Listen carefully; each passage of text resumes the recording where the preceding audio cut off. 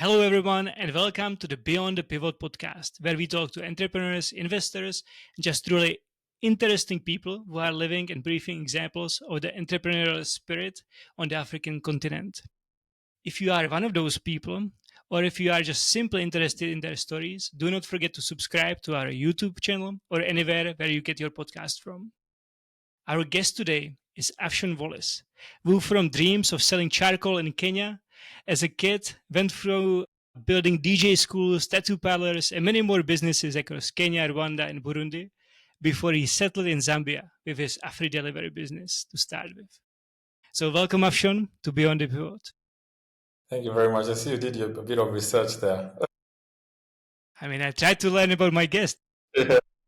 So, if you could send a care package to your younger self, to that little kid who wants to sell charcoal in your town, in your own kiosk, what single item would you put in there?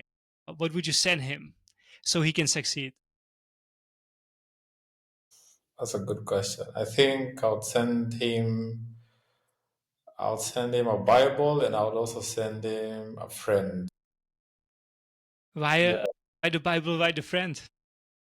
Because eventually, as you try to figure out this entrepreneurial stuff, there's some answers that you can't just get from anywhere else. I believe personally the Bible has all the answers that you need.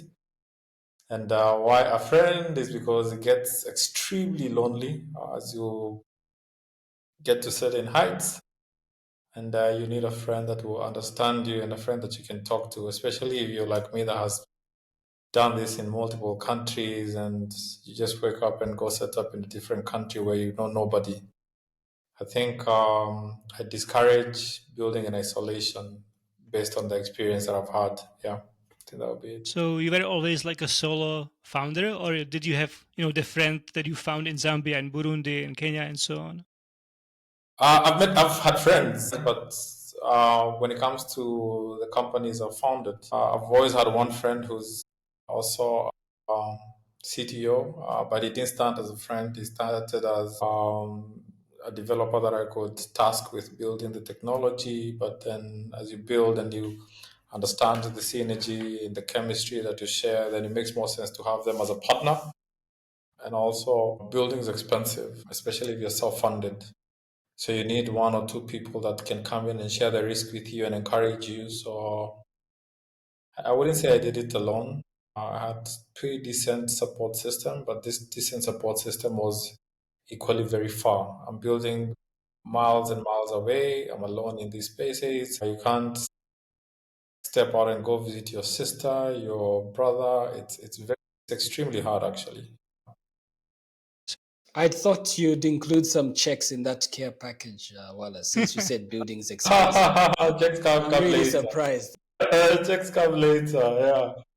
But I think money is it's necessary, but it's when you're starting, I wouldn't even put it as one of the things that you need to kick off. There's so many things that you need to do before you actually get to a point where you need money. This is when I need money, which is 17 years later. Yeah. So I think, yeah. So I would like to just double click on that again, Wallace. So AfriDelivery right now is recognized as a Zambian brand. Yeah. If I just walk out in the street and say, "Hey, AfriDelivery," someone would know what you guys do, right? But Yeah. it's taken you quite some time, and I'm double clicking on what you just said around fundraising and raising money, right? Yeah. Could you maybe talk about what that journey was? Because you have bootstrapped AfriDelivery to a point where it is today. I have bootstrapped, yes. I would say it's probably one of the hardest journeys I've had in my life, or one of the hardest things I ever had to do. If someone asked me whether I would do it again, the answer would be no. I wouldn't. It contributes to the greater good, so there's something to look and say, this is proper. But it was extremely hard. It was hard because we were building something that when we started, this delivery industry never existed in the market. So we had to build an industry, and that means that you have to build the whole ecosystem. So you're starting something that people don't even know about. Partners are not willing to partner. And when you're trying to explain to them what you're trying to build, they're not even willing to listen. So you can imagine those things. and you're building it without money. So you can't bribe your way through it. You can't pay them off. You can't say, oh, get into this collaboration when it comes to marketing campaigns and so on. So it's just you and your guts and your audacity and a dream. It's extremely, extremely hard. But I'm really glad that I never gave up. The reason why I say that is because I've seen AfriDelivery change lives, and it continues to change lives. And one of the things I took from that company is not even the money in my pocket, it's the impact it has brought into the community. I've seen drivers work there, build houses. I've seen them get children, send those children to school. We're talking about a company that has existed for almost a decade. I have seen restaurants and other retailers survive solely on it during COVID. I have seen families being fed solely by it during COVID. So if you look at the story and if you look at the impact in the community, I think it was a necessary thing because it acted as a foundation for a lot that followed up. I think it growing, yeah, it grew because we probably did one or two things right. But I also believe it grew because it was necessary. It needed to be there. It's bigger than me now. It's bigger than the people in it now. And I like that. I like the fact that we built something that has some level of continuity. And it's very satisfying. Yeah. That's brilliant. And so, in line with that, right, when you look at most African markets, they're quite fragmented, and the actual challenge for delivery exists in Kenya, in Rwanda, Uganda, and Zambia as well, and other countries, right? But you were quite strategic about Zambia. So why exactly did you choose Zambia since you're originally from Kenya? Do you think as a founder being from outside, how did that influence the way that you started and built AfriDelivery in the end?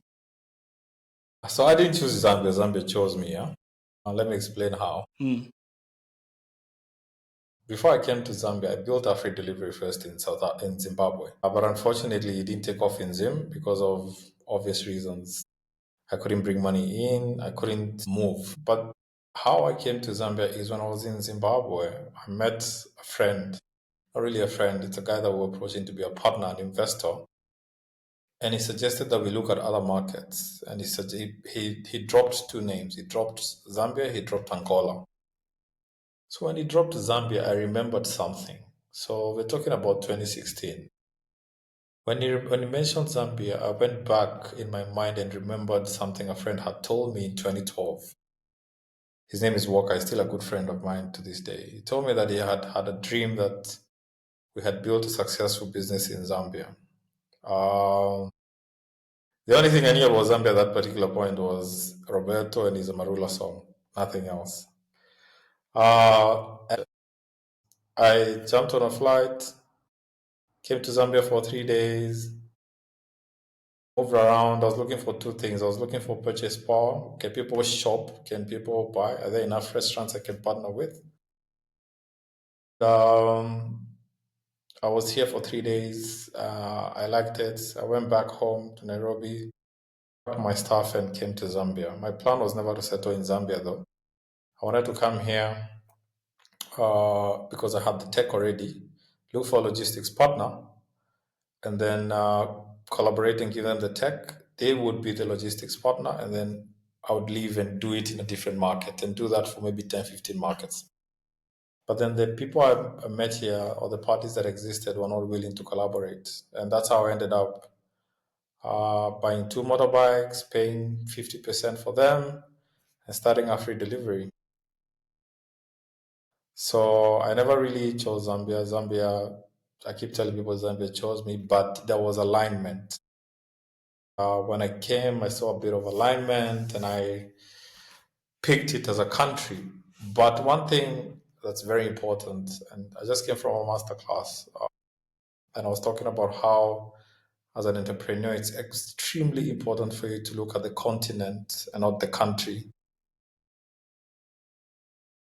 I have always looked, the reason why it's always been easy for me to move country to country is because I know if it doesn't work here, it will work in another African country. You'll be shocked how similar we are in Africa. We all look more or less the same. speak, we understand each other quite well. We eat the same food. We've got the same problems.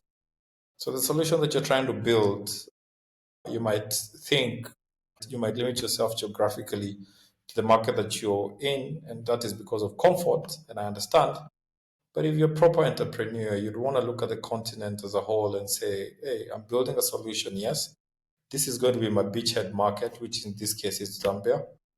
But this solution is supposed to be replicated to the rest of Africa. Like you mentioned, fragmentation of logistics, which is what I'm trying to fix now, exists across the continent. So, and the reason why I always wanted to do something greater than the continent, than Zambia, is because I noticed I was able to do it pretty well domestically. But it doesn't make sense if I cannot ship something for you from another African country to this country without you even noticing. So there's still a lot of work to do. And a good partner of mine told me that the good thing about the problems I'm trying to fix is that even the next 20, 30, 50 years, they'll still be there. They're not going anywhere. So I think that's why it has made it easy for me to, even if I started here, I can easily do this and replicate it elsewhere. I feel like what you described, I know you travel quite a lot, a well-traveled guide.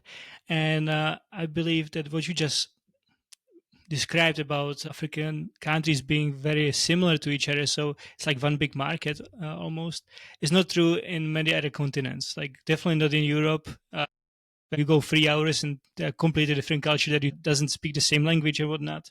I know South America might be similar because they all speak Spanish except Brazil, but do you see similarities somewhere else during your travels where this advantage could be also replicated if you succeed, let's say in Africa? You could go to South America because it's very similar problems.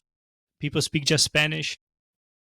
Yeah, I mean, there's countries that, let's call them regions. I think regions are very, very similar. So even if you're not able to deploy in different countries, you can, different continents, you can look at regions. For example, let's speak the Middle East. One of the companies I really admire there, and I'm trying to see how we can work with, is called RMX. And how RMX was invented is because there's a lot of fragmentation in logistics, and they wanted to fix that in the Arab nation. I purely believe that if you can just look at the region that you're in, you probably find that there's a lot of similarities that you have, and you can get a solution for the region. So I do believe it exists elsewhere. I've traveled quite a bit, and I think it's possible. You can have a solution from here that you can scale in other continents, and you can probably build around other regions. But it's always easier if you have some level of similarities so that the culture is not too far apart. I suppose that AfriDelivery needs a lot of software, right? Like to go for the for the drivers, for the partners, just for yourself and so on. So perhaps instead of doing the whole network in a different continent, maybe selling it like the software package, so then you can get a partner, pick who you sell to, and scale that way. We do that already. So a good part of our business comes from software as a service. We do this in South Africa, Cape Town. So we expanded there last year, but we expanded as just a tech play. We didn't have to, investment was very little. We just had to deploy good tech. That's a very easy way to scale, but you also have to provide certain value that most people probably not have, which is the expertise. So as much as you're providing the software, which you mentioned is easily scalable, if you're able to provide a bit of expertise, a bit of support, I think you'd have a bit of a leverage there. But yeah, I agree with you. Scaling, you don't necessarily have to be localized or domesticated. You can always scale your tech and customize it to different markets. And you'll still be a participant in those markets, even just as SaaS, software as a service. Uh, because I see the similarity because there is this Czech company who uh, does something similar to yours, but with groceries. Just groceries, no restaurants or anything. And since they grew to Germany, now they just moved to. We're still gonna keep doing it, but we're gonna sell our tech. So I was wondering how you guys have it, and it seems very similar. So the next question to me maybe is if you could describe a little bit AfriDelivery, because we only keep talking about it, but we haven't actually said what it is yet. You just said you started with two bikes, and then now software. For the people that don't know, they're not from Zambia. So AfriDelivery started as a food delivery company. We existed as a food delivery company for the longest time, um, up until COVID. So when COVID came, we were properly positioned in the market. My pivot actually started during that time. My pivot started when we were at our peak, because I saw how much of an easy market it was to enter. There was no barriers. Anybody can just plug in and play. And that's why we now started moving more towards last mile delivery. So we started doing last mile delivery for corporates like Lafarge, last mile delivery for corporates like Yalelo, last mile delivery for banks, and so on. Quite a number of guys. And it's a very good sweet spot for us. We still do a lot of B2C. B2C is still more than 50% of our business, but we prefer to also lean more towards last mile delivery because it's still very untapped, it's very undigitized, and technology is very important in our business because I still believe it's one of the key things you can offer a traditional brick and mortar business. Very few of them are digitized. They don't have technology for their fleet. They don't have technology for their reconciliation and all that. Sorry about that. And we've managed to see how we can digitize some of these traditional brick and mortar businesses and also offer logistics. We tech is a big part of our business. So I could say our three major revenue lines are technology, which is software as a service, logistics, and just traditional e-commerce. So we sit around there. And Wallace, tell me, so one thing that we always preach for our entrepreneurs is we want you to be ambitious. We want you to think, like you said, other multiple markets, right? Moving to a new country is scary, man. Like it takes some level of courage, right? And while you took jumped ship, do you think there were some advantages or blind spots that existed with you being from outside the market and building AfriDelivery here in Zambia? Yeah, of course, 100%. First of all, I came from an environment where whatever I was trying to build was already tested. So I knew it could work. So I had that conviction, and I knew if I do this right, it can work. So the first thing I did before I came here, before I started this business, is my first startup. Not my first, maybe my sixth or seventh, but my first real startup in tech was a taxi hailing app. And I did it in Rwanda, Kigali. I lived there for 5 years. And as I was building it, we got into partnership with a company called Hello Food, which later came to be Jumia Food, which is a company of Rocket Internet from Germany. And I studied that business. I studied the food delivery business and understood it. I understood about customer retention. I understood about food delivery service. I understood the fundamentals that I needed to know for me to successfully deliver food to somebody. Food is not just like any other general merchandise. People are very emotional about food. So you can either go right or go wrong. There's it's a very small room for error. And I knew I couldn't launch in that market, but I could do it in a market where it was non-existent, but I could build it in a way that I had seen it being proven and make it fit that market. So when I came here, I didn't come from not knowing what I was doing, which is probably one of the disadvantages some founders might find. I came from a market that this existed. I had used it before and I had believed it. So I was building a product that existed. Because even me onboarding restaurants and all that, I remember how dismissive they were. This will never work. People will still have to call in, and I told them no, it will work, and people will not call. I've never had a customer call any of us to place an order, even if we had system hacks because we've had them a lot of times. You wait until the system is back up because there's no way you can sustain hundreds of phone calls. Someone telling you they want from a menu, it's not practical at all. You can't scale. So yeah, there was an advantage coming from a different market where this was done and doing it here. Um, and I guess that also helped me because I knew, yes, it was going to be hard, but it could be done. And I just had to be patient enough until it materialized.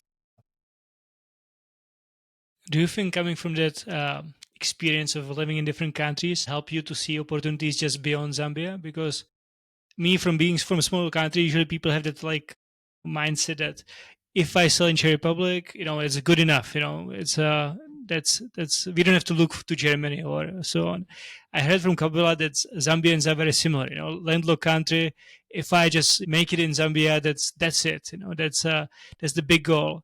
But Yeah. as I keep hearing you, you're like, Zimbabwe, Rwanda, Burundi, whatever, wherever there is a problem, I'll be there. So do you think that travel mindset also helped you to be like this? Oh yeah. I mean, the mindset is everything. Actually, it's the foundation of everything. And I understand when entrepreneurs lean more towards that comfort, where they feel they have to make it in their country, and it's okay. One of the biggest, I was having a conversation with a friend of mine from South Africa, and he mentioned how local entrepreneurs that are African don't really expand to other African countries. And it's a problem because there's no reason why, if I've done well in this country, I can't expand to another African country. It doesn't make any sense. So I think the mentality helped a lot, still helps because I set, I set, I set, what do you call them? Milestones. So I would, and now I've grown enough to be able to plan the projection of a business, to know in the next 2 years, I will deploy here, I will run my proof of concept in this market, but it's meant to scale to other markets. So yeah, I think with that mindset, it helped a lot. It still helps. I am very blessed to have found a home in Zambia, which still remains my home, but I don't think I'm building just for the country anymore. I did that for the last decade. And it only makes sense if I build now for the continent, because that is what is needed. I wish you knew how much deficit when it comes to development and everything. I mean, Africa needs so much work. It is unbelievable. Transporting goods from Nigeria to Kenya is almost impossible. It's always easier to move goods from China or wherever to Kenya. And if you just think about that, we don't have even one railway that crosses across African countries that can move goods. So Hmm. if you think about such things, you understand the weight that, or the responsibility that I have, because now I'm no longer just a builder. I also have to start thinking about policy because most of these things now, the problem sits in policy. Why are governments not trading with each other? Why are governments making it hard for Africans to travel between African countries? Because if you're able to make travel between ourselves easier, then trade is the next big thing. So I've built products, I continue building products, but now I'm thinking bigger. I'm thinking about policy. How can I get myself in rooms where people are discussing regulations? How can I get myself in rooms where I can lobby for collaboration between countries to build some sort of infrastructure like railway, even if it's just two countries? Then now we'll start making some level of impact. And I think it helps a lot. Yeah, I mean, thinking about different countries, thinking about Africa as a continent, coming from such environments that are a bit more developed, it helps a lot. So yeah. And so, yeah, in that, Wallace, I'd like to bring up also a critical issue here, right? So, because of the challenges that exist, there is the first movers advantage, right? Which I think it is an advantage, but can easily be a curse as well. And case in point would be the case of Ulendo, right? So we had a transport technology business, a ride hauling service, and then right in the market they were almost the first movers advantage. They had the first movers advantage, but after building and so much traction and clearing so much ground, there's this startup which is heavily backed with capital called Yango who wipes them out, and now we don't have a company like Ulendo. How have you Yeah. managed to stay resilient having such a startup in the Zambian market, but also AfriDelivery in the same market?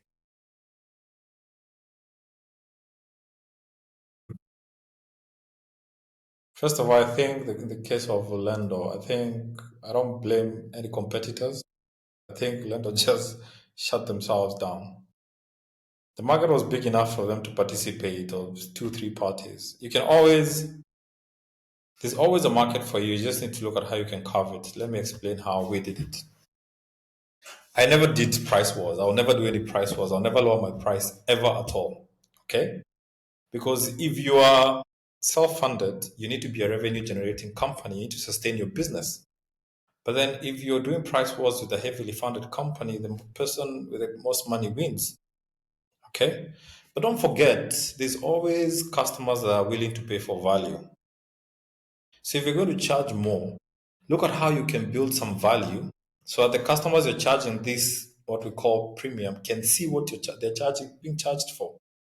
In our case, what we did is we looked at our what we had and said, you know what, we can't afford to lower pricing, but we can afford to give customers maybe a good customer service, and maybe they'll appreciate that. You can afford to understand your champion customers, understand what they want to eat, understand their allergies, understand whether they like brown bread or white bread, understand whether they don't like phone calls, they don't like SMSs, they want riders to be familiar with where they live so that they don't have to call them all the time asking, where are you?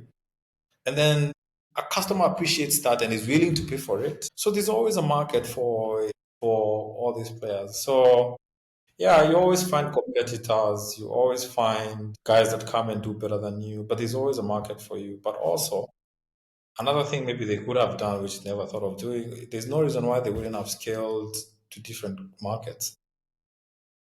I mean, they could have easily scaled to Zimbabwe. Zimbabwe didn't have a taxi hailing app at that time. And that's a very easy business to deploy, actually. It's not like ours where you have to go and start onboarding restaurants and all that. There, is just go there, deploy your product, and that's it. So I think also this comes down to the founder because these are things you need to anticipate and you need to be ready to go through and don't just give up on your company because a competitor has come. No, it's fine, man. You guys will exist in that market. It's actually good for you because what happens is competitors come and help you build an industry.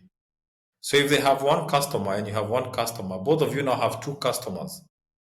And then you can compete on other things because if you have the market, but you have 100 customers, the market just has 100 customers. But if you have maybe 4 or 5 players and each of you has 1,000 customers, then all of you can easily tap into each other and there's so many ways you can win market share. So I think I don't blame the competitors that came. They had the right to do whatever they did. They can try and do as aggressive as they want, but there's always a way that you can stand out as a business. Always, always. There's no industry where you tell me how many banks do you have in the country? So many banks.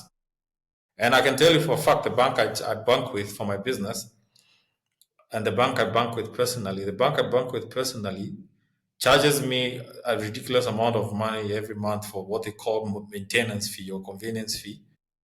And that doesn't make me feel like I want to go to another bank because I know if I want to call somebody, I'll reach somebody immediately. Yeah, so I'm paying for that value. So it's not always about the price. No.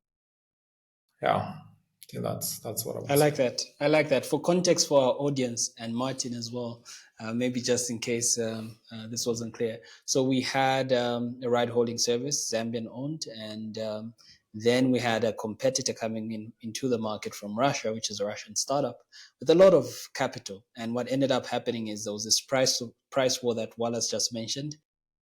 And because the other competitor had so much capital behind them, Orlando is no more today. And I like your point, Wallace, around, especially now, it helps you build the industries, having competitors. And now the conversation is more on how do we build more customer value, which is a great point and comes down to the founder. How much, because competition, I guess, will always be there, right? Tomorrow, I don't know what that looks like. And I'm interested and curious to find out now that you are trying to scale into building more into the other African markets, what does competition look like? And are you now also going to continue bootstrapping or you're now seeking capital to back this effort to build? First of all, no bootstrapping. But the reason why I'm taking in capital is because I know what to do with it. One of the reasons why most founders don't own their own companies is because they took capital too soon and they blew it. They didn't know what to do with that capital. It took me more than 15 years to understand how capital works and where to deploy capital. If I took in $1 million right now for a Zambian market, I wouldn't know what to do with it because the Zambian market doesn't need $1 million. And that's what most entrepreneurs don't understand. If I took in 100,000, maybe 200,000, then it makes sense. So I'm looking at other markets, but I'm looking at cross-border shipping because my passion is really to see how I can move goods across Africa. I'm in partnership with quite a number of sellers that gave me access to about 50 million SKUs. So I want to take e-commerce to another level, but this is the first time I'm not just building a product for Africa. I'm building a new product called Courier. I've been building it for years. I just didn't know how it would look like, but I took a gap year last year and I really focused on it, and it's been great. And I'm building it for Africa. I want to be able to get rid of this fragmented logistics. I want to make sure that our customs and clearance processes are digitized. We're getting into a partnership with one of the biggest e-commerce platforms that is going to start selling in Zambia, and they want us to do their last mile and clearance. But then, if you go to a clearance companies here, they can't send you real-time updates, but those are necessary. So we have to digitize the process first of these legacy industries that exist. And then now we can start scaling. And the good thing is the solution we're building now is no longer just for Zambia, it's for the whole of Africa. And I'm looking forward to it. I'm looking forward to the next 10 years of this building because I did it domestically, I did it fairly well. Now I'm taking in capital to build for the rest of Africa. And I think I'm ready for that capital now. That's why I'm taking it. So if any founders out there that are starting afresh, be careful about the capital that you take and what time you take it. I believe now that DHL is not happy to hear that. I guess they will be the only one that's charging incredible fees to deliver whatever small thing to Africa. Yeah, and then you know what about DHL? DHL, I don't think DHL wakes up and says, "Oh, I wonder how my business in Zambia is doing." This is not their key market. It's convenient for them to be here, but they're not. I don't think they have put Africa as the way me as an African building for Africa by Africans, I would put it. I'm trying to build a solution like DHL, but it's very Africa centric. Are there problems? Yeah. There are reasons why DHL is expensive. Yeah, of course there are. I mean, it's connectivity in Africa is still very low.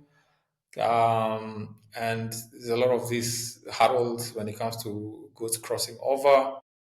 But can it be improved? Yes. How can it be improved? By having more of us participate in the market. Anywhere where there is a lot of demand and supply have to go hand in hand. So if most of us are there to revive and to create an industry, then it will also attract more investors to come in because goods in Africa still move. You can't tell me that if I wanted to eat something from Nigeria, I should be able to eat something from Nigeria. Nigeria has got very good food, but it's still very complicated to ship stuff around. And if we create an industry by more of us participating, then it becomes more affordable. Then once it becomes, I keep saying, once we create an industry, the government and the regulators will start. They'll start seeing it, and then they'll be more interested to create regulations that are more for it. I mean, it's a whole different ballgame, but it's exciting, and I like the fact. One of my biggest fears with AfriDelivery was I I knew I did something great, but I knew I didn't deal with the hard stuff. Good, because the hard stuff is when you think about how you can link these African countries, and that's why I started. Most entrepreneurs run away from that. That's why all of us are building software. That's why all of us are building. No offense to the guys that are always coming up with fintech solutions, but all of us are. We are leaning towards the easy stuff, the microwave projects that I want to exit in 5 years. I want to build something that I'll be involved in for the next 20, 30 years. Because that is what Africa needs. It's the same as energy. We don't have power in the country. Why? Because we're not producing enough energy. Even if we wanted to import energy, we can't because we don't have infrastructure. We don't have enough grid lines to be able to support that. Who's going to do that work? Half of the entrepreneurs actually in Africa now should be thinking about energy energy infrastructure, energy production, all that stuff. Because we might build or want to build the greatest systems ever, but if you don't have these core industries growing, if you don't have logistics, if you don't have energy, then if you don't have agriculture, then you have a problem, a challenge. Yeah. But on the other hand, it sounds like a lot of opportunity to build, like you said. In the mature market, you are more looking at niche things and so on. Here, there are like core problems that need to be solved.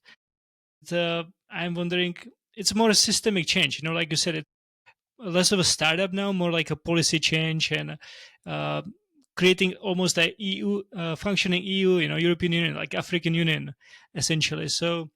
Uh, where do you think is the biggest struggle? Because I guess there are around 60 countries in Africa, so going one by one has to be pretty hard. So I'm curious, like, what is the approach to make it in your lifetime? First of all, I have to call out the AU. I still don't understand what they're doing. I'm confused because movement between African countries is still almost impossible. We really not integrated. Yeah? We're not working as one continent. I saw the other day Tanzania blocked imports coming from Malawi, and I started wondering. The West is slapping tariffs on us. Okay, then who are we supposed to trade with if you can't trade with each other? So it comes down to leadership. Leadership, leadership. The leadership has to wake up. And we, as the young people, we need to be involved in leadership because we understand these things. I know how hard it is for me to expand my business to these other countries. And what makes sense for me is I need to support my friends that are thinking of getting into leadership, which now I'm starting to do, paying attention to young people that are trying to find a way into leadership so that they can change these policies for us because policy is the biggest problem that we have. We need people to lobby for us. We need people that understand industries that we're trying to build so that we can have an environment that we can properly build in. So I think if Africa has to find a way to get more integrated, that would be great. I've made it very intentional that I will be looking for friends that are living in different African countries. Very close friends. Most of my friends, if I wanted to say I'm going to spend time with a good friend of mine, I have to jump on a flight and go see that friend. And that is intentional because I want to have a friend because these friends introduce you to people that are doing business in those countries. And then you start talking about business as a continent. We're not talking about business as Zambia. We're not talking about business as Kenya. We're talking as a continent. You in your country, what can I do for you to make it easier? And vice versa. I think integration between ourselves is the only thing that we need. Before we start moving the goods, we need to start seeing how we can move people easily. Air is still very hard. For you to go from Nigeria to South Africa, you have to go to I don't know how many countries before you land in South Africa. So if we can make it easier for us to move ourselves, then we'll start thinking about moving goods and then we'll create proper thriving environments for business. But to answer your question, leadership, leadership, leadership, leadership. So if you know people, young people, Kabuela, that are getting into politics, and please support them. Those guys will lobby for the stuff that you guys are trying to build, including myself. Yeah. Great point. And yeah, I also like the aspect of exploring new markets through even friendships, right? Having friends in different towns and cities so that you have this exposure to what's happening there. You were part of a BongoHive program, which was the Meet the Toshikas, and you had the opportunity to fly to Japan and meet some Yeah. investors. What role do you think hubs can play with creating such opportunities for you or other entrepreneurs to just connect and explore other markets? That's a good question. And or maybe were there any gaps, like were there any gaps that you even saw in the program that, yeah. I have to give it up to BongoHive because of the intent. I think BongoHive has done what it can do, or it does what it can do. And there's a reason why I mentioned I have never been involved with accelerators, incubators before because I never saw the value. But I was very excited and still am excited about what BongoHive did. Even if you look at the Toshikas and so on, I think the intention is there. And I think more of those things are there. Sorry, more of those things are needed. The only thing they would need to do is look at the quality of the founders. Sometimes it's okay to discriminate, and I mean this in a positive way. Let me explain how. It's like when you get the best students, you sponsor them to the best things. So we did the Toshika's thing. It worked out in some way for inspiration purposes. We were not able to get investments. But just through that, you can tell the founders that can make something out of something. Okay. And I think it's important to get these founders and ask them what's next. Okay, this hasn't worked, or this we didn't get the expectation that we expected from this. But then what's next? What are we building? What can we do? Because you have to build on top of what you had. You have to keep building. You have to keep going. Entrepreneurship is, man, you fail, you rest for 2 months, you jump back on it, and you continue. So I feel it's not only the responsibility of us as entrepreneurs coming to let's say BongoHive. But I think BongoHive has an idea of founders that can make something out of ourselves and build something great. So you really need to take them and expose them to more, because BongoHive has a bigger voice than probably all of us combined. If BongoHive lobbies for me to appear somewhere, then it can be done. If BongoHive lobbies for Ziban to raise maybe a bigger ticket size and bulk something up, it can be done, as compared to me as Wallace, as Afshon, and whatever. So I think you need to categorize the level of startups that you have. Maybe this is maybe the newest of the newest, but then you need to pick the mature ones that can run a business sustainably and see how you can continue exposing them to more opportunities, and then keep following up. Make it feel that they are responsible for the growth of this community and this country. Because if I know I'm carrying that weight, then I know I have something that I need to do. Let me give you an example. After the Toshika's thing, I was lucky enough to get picked by MIT as a foundry fellow. So MIT headhunts about 10 entrepreneurs every year. You have to have scaled a business, and then they expose you to different African ecosystems with the idea that you guys will come together and build something great for the continent. They took us to Kenya, they took us to Egypt, took us to Brazil, and then they took us to the States. And then you sit in actual classes as executives, people that have run businesses, and then they give you a reality check of what the continent looks like and what it needs. And then they give you, first of all, there's something we call adaptive leadership. Adaptive leadership is, it trains you to see how Africa doesn't need adaptive technical solutions, but adaptive solutions. The problems that we're facing in Africa are so unique that you can't just slap a technical solution to it. You get? So you're now thinking out of the box all the time. So your thinking completely shifts. And it took us a year. First of all, it's for a year. And this is a year of intense training, working of the mind, you meeting with very high achieving fellow entrepreneurs. And by the time you leave there, and that's how I got my idea for what I'm building now, it made it a bit more clearer. Then you know exactly what you're going to do. And then they expose you to this ecosystem and these enablers that are, you can make a phone call, you have access to this. And then they follow ups. So we are now a community. Yeah? So we build this community. So we are responsible to each other, and we understand, which is also very important.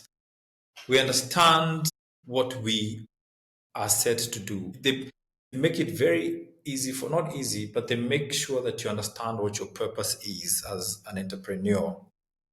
And you're responsible for it. They will reach out every now and then. You guys belong to these groups. You interact all the time. We travel and we meet each other all the time. And you know that something is expected from you. So I think organizations like BongoHive should do the same. You can expose us to these places, but there's a reason why we're doing what we're doing, and it's for the betterment of the community. And we are responsible for that. A lot of these innovations and so on, they come from entrepreneurs. But we need to feel like we carry that responsibility. So Toshika's thing was great, it was wonderful. But then after we came back home, that stopped there. What we never got to the what's next. Okay, so this hasn't worked. What is next? What are we building now, and how can we get two, three more, five, whatever? You get MIT doesn't give you money. Okay, of course it pays for most of the stuff, but there's at least with to meet the Toshikas, we got some money. You get, but the MIT thing has probably to be the most important thing I've ever attended in my life because it changed how I look at the continent, and it had hit what we call an inflection point. So you're built for more, and you're supposed to be doing something great, but you don't know how to get there. So it unlocked that. So if BongoHive can find a way to unlock that in most of those guys that were sitting in that cohort, you guys will be building products in this country every single day. And eventually, somehow, someone will see and someone will start funding that because there's local capital. You can't tell me it doesn't exist. It's there. We just need to find a way of unlocking it. But we have to change from people building products to people that are on a mission. If you're able to do that, I think we will get somewhere. Yeah, I'm no longer interested in just building products. I'm interested in the purpose. The purpose is what carries me nowadays. I can replicate Afrey deliveries, maybe like 10, 15 of them. If there's no purpose behind it, I'm no longer just chasing KPIs because having well traveled in all these other continents, my friend, Africa has a long way to go, and we are the ones that are supposed to fix it, whether we like it or not. I'm sure you have seen what is happening now with the visas and American visas in Zambia. Can you imagine someone having such kind of power, telling you that before you travel, you have to deposit 15,000 and so on? Yeah. So that gives you a reality check of what you need to do for the continent. So that we don't have to always, we can do a lot of stuff. This is the most beautiful continent in the whole world. Perfect weather, great people. Yeah, that's how I feel. Well, do you think? But it's kind of hard, I suppose, to tell this story about purpose to somebody who's just 20 years old and wants to change the world. It took you 10 years of chasing the KPIs to get to this point of purpose and changing the whole African ecosystem of delivering stuff across border and so on. My question maybe is how to install this place of purpose into somebody who is just starting, who is just like looking to build their first product maybe. Everybody's you said this was your eighth business, so how to kind of skip it and get to the fourth so you realize it during your fourth business, you know what I mean? I think first of all, community helps because community teaches. So the more of us that exists out there, the more we can look and the more we can observe and learn. So I think if people like me are telling the right stories, somebody that's in their 20s can watch this interview and get inspired and understand the long game. So we need to get a few of us that are speaking like this a bit more. Because when I speak to my fellow entrepreneurs that I have achieved at the greatest level, we all speak the same. It's no longer about how many cars I have. It's about how many jobs am I creating. It's about is my community improving. The more of us that tell the stories, the more that these young ones will look. I have a lot of people that follow me on social media that watch some of these interviews and they learn some of these things. So I think that's the easiest way to probably mentor and teach these guys. But there's also a lot of responsibility when it comes to the organizations that these founders go to. For example, BongoHive. I'm sure a lot of founders come to BongoHive. Nobody from BongoHive has ever invited me to come and speak to those founders, ever. So I can inspire 10, I can inspire 20. But then BongoHive has to understand that, like I said, if you have a mission and you need a captain or you maybe need 10 captains, get them together, then get everybody else under there and put them in one room and have them converse, have them talk. Yeah, Toshika's is nice and all that. But inspiration has to start from here. We cannot be boarding flights, paying thousands of dollars to go to Japan. But we can grab a taxi and go to BongoHive and sit in one room for an afternoon, buy some samosas and break bread and have conversations. That's all we need. So yeah, I'm sure I can pick two or three founders that I know have done great things. But then the question is the people that have the power to mobilize, because I know a lot of people are going to BongoHive, these young founders, for maybe, okay, I'm trying to start something. Can BongoHive help? Can you introduce us to people? Some of these guys just need inspiration. And some of these guys also, don't forget, they come from families that actually have resources. If they get the right inspiration and the right direction and mentorship, and their parents are willing to fund them in one way or another, they'll build great products. So I think it's also something for Kabbalah to think about because he's a champion there. But it's something to really, I believe I've told my story internationally than I've told it locally about a product I built locally. And everybody uses That makes has sense. yeah, everybody has used AfriDelivery at some point. But I don't only have to inspire people that are building something. I can tell this story to parents, companies, because all these people have got siblings and cousins and whoever that are also in the building. Building is building. It doesn't matter what you're building. So are we telling our stories in the right way? Are we telling our stories to the right people? Are we really telling our stories to the community? Because if I tell this story to I was having a chat today with some entrepreneurs, early stage entrepreneurs from Botswana, and they were so inspired, man. But then they are so inspired about a product they don't even know. So imagine now if I'm telling this story to people that know the product, they'll be more inspired. And then I tell them, oh, I was never able to raise capital. They're like, this guy looks like me, talks like me, walks like me. He did this in this environment back then. Ah, man, that means I can also do it. So, yeah, we also need to look at who we're telling our stories to. Yeah, because there is actually a group of entrepreneurs in this country who go school by school telling their stories, just inspire kids, right? Exactly what you're describing, but going to schools instead of to accelerators. I can send you the link afterwards. Maybe you will like it, to build something similar, a group. The issue they follow on is like, what's next, because they leave, the kids are inspired for a week, and then they are in the same school with the same teacher as before, kind of thing. So usually what's next is then you hit on the need of BongoHive creating some program for the few that choose one in the class, maybe even less sometimes, or change the education system a bit so they teach more the entrepreneurial mindset as you describe it. So I'm curious also.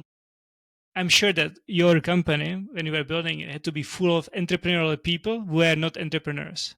Yeah. So how do you see like the school is endorsing this mindset, or is it more coming from family, or like the community they live in, they grew up, or maybe just like you have to be so like out of the box thinker just to get to another day, so you become entrepreneurial? Where do you think is this stemming from? Where did mine come from? That should be the question. I think some of these things you you have it, but it has to be triggered somehow. But there's also a reality of things. The reality of things is that we cannot continue depending in Africa, on governments to be the biggest employer. We need to start thinking. And the reason why for example, like in Kenya, the reason why there's a huge middle class is because a lot of people there started businesses and hired their friends.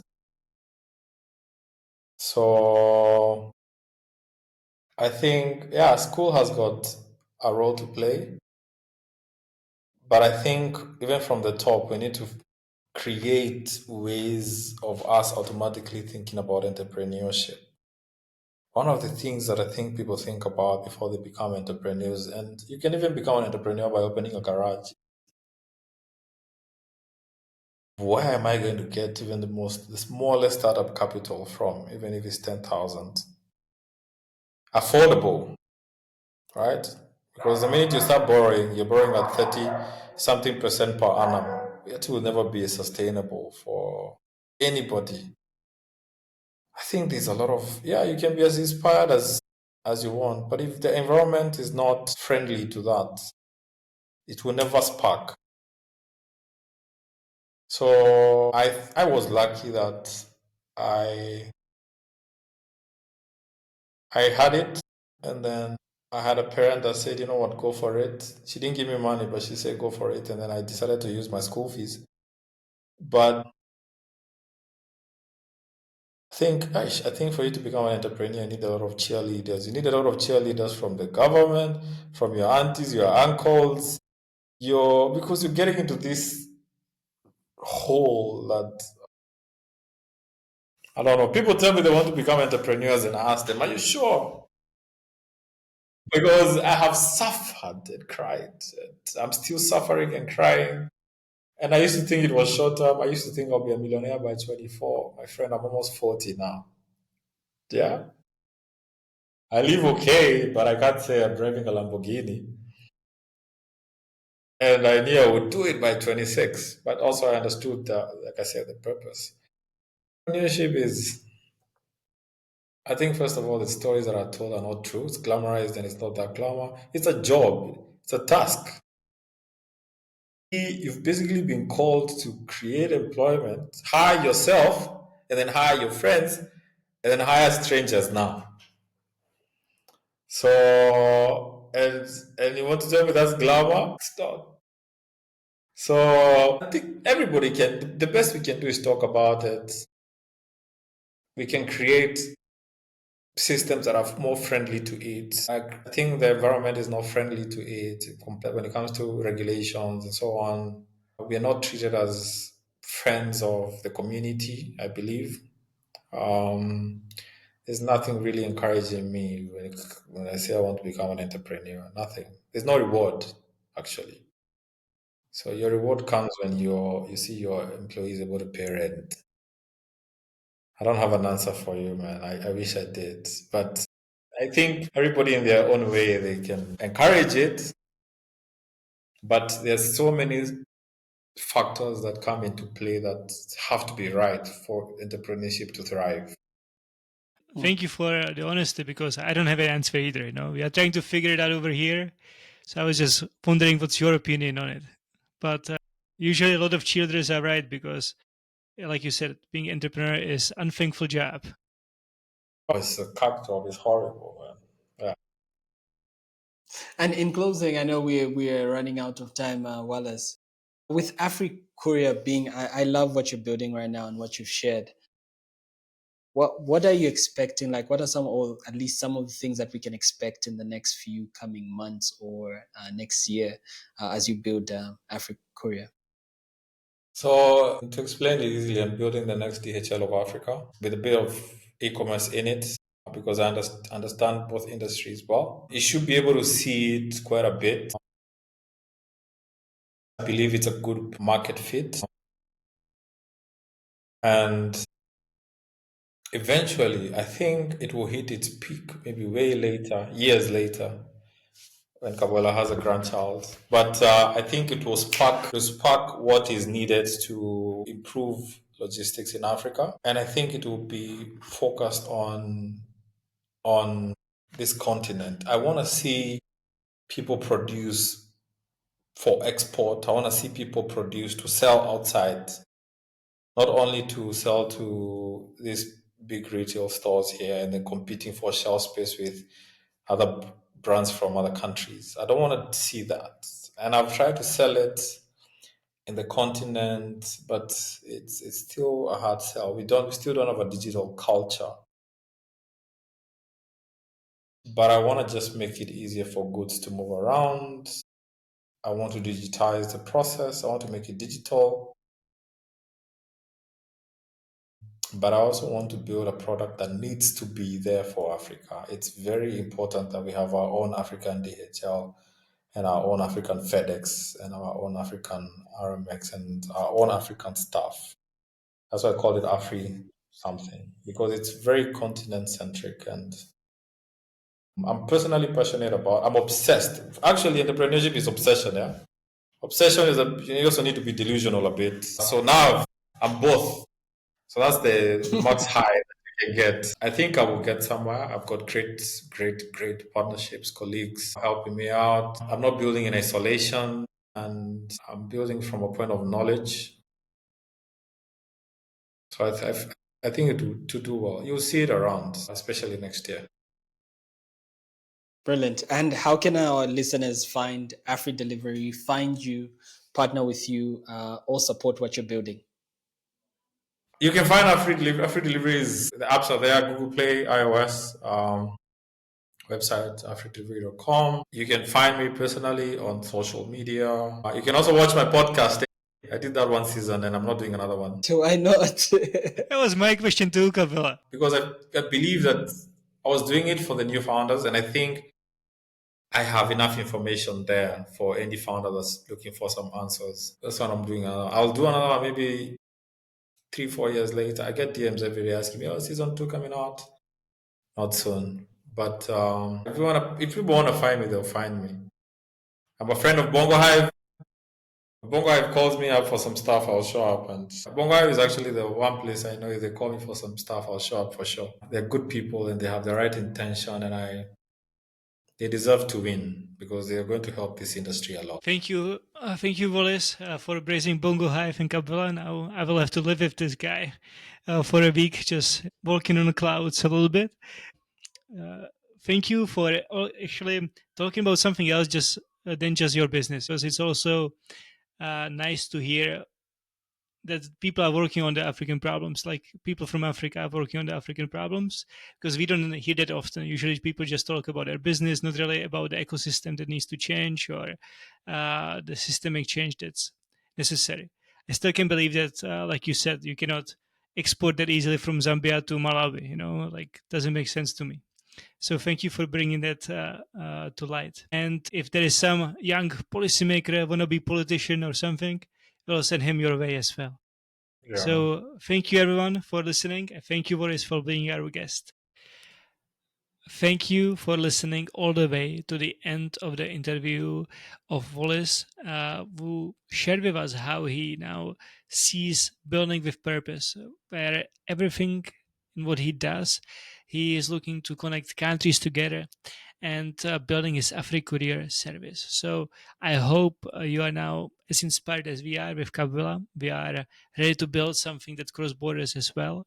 And we hope that you will follow us on all the social media, on YouTube, become one of our subscribers, perhaps leave a comment, and we'll do everything in our power to answer to as soon as possible. So we are hoping that you will join us again on our next episode of Beyond the Pivot. And until then, have a great day and keep on inspiring people around yourself. Take care, everybody, and stay healthy.